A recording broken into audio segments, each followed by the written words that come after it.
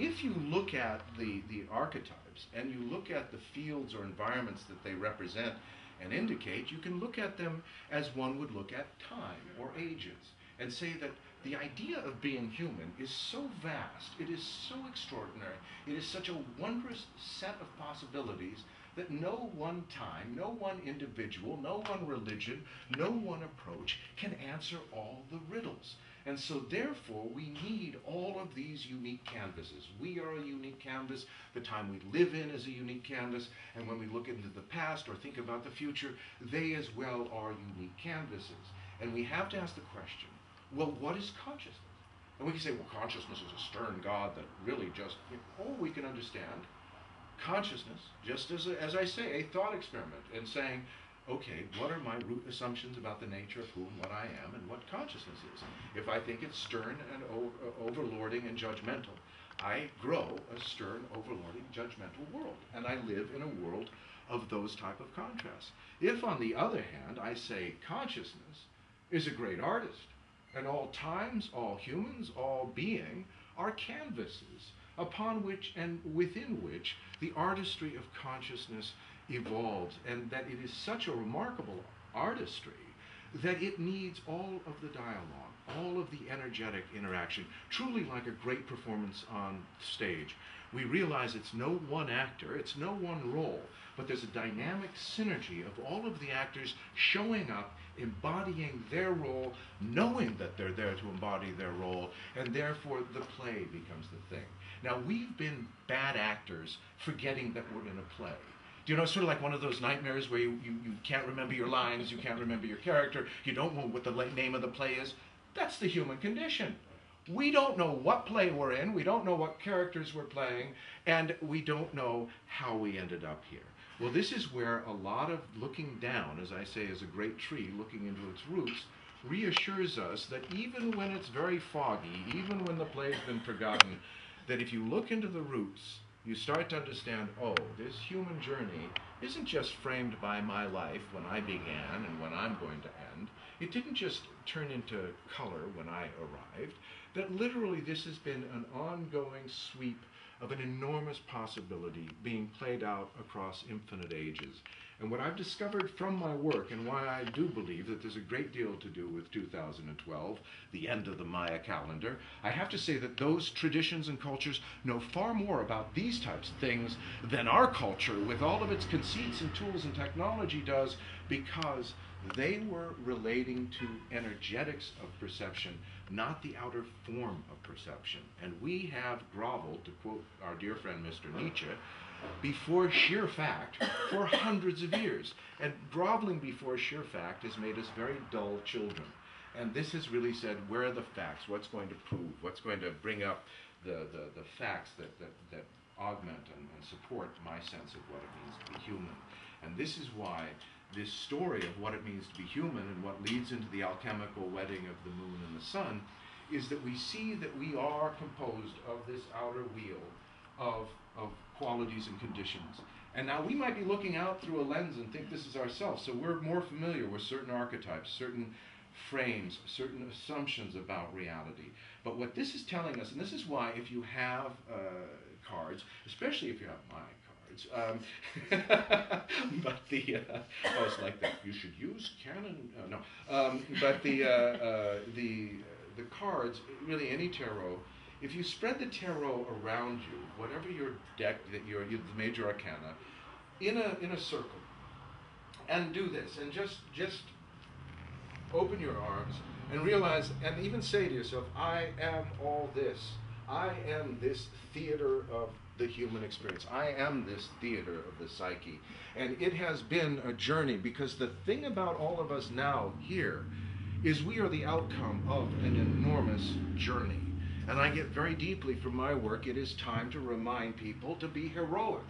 Don't be psychologically determined, but think of yourself as mythic, poetic, archetypal entities, remembering that they're far more interesting than the psychobabble they've been taught to believe they are, or the pills they've been taught they need.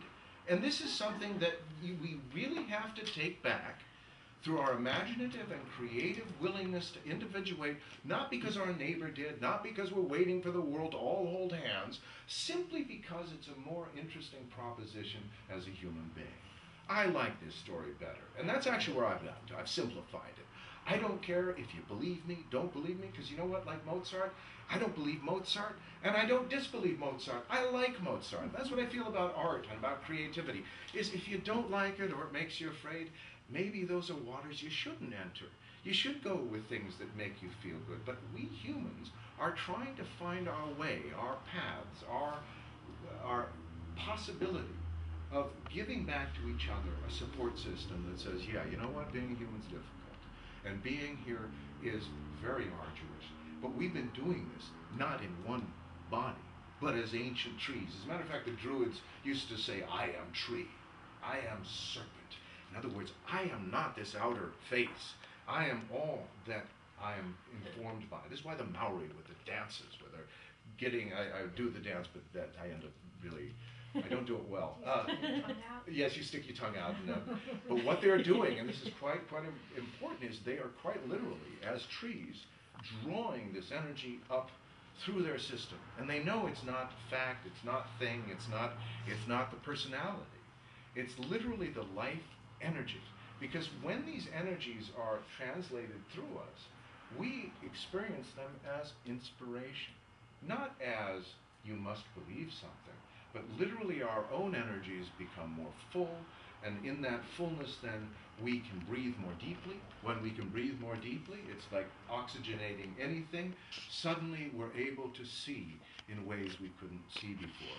And that's why the fascinating journey that leads to the moon and the sun in the tarot really takes us from beginning with, you can see the Magus and the High Priestess.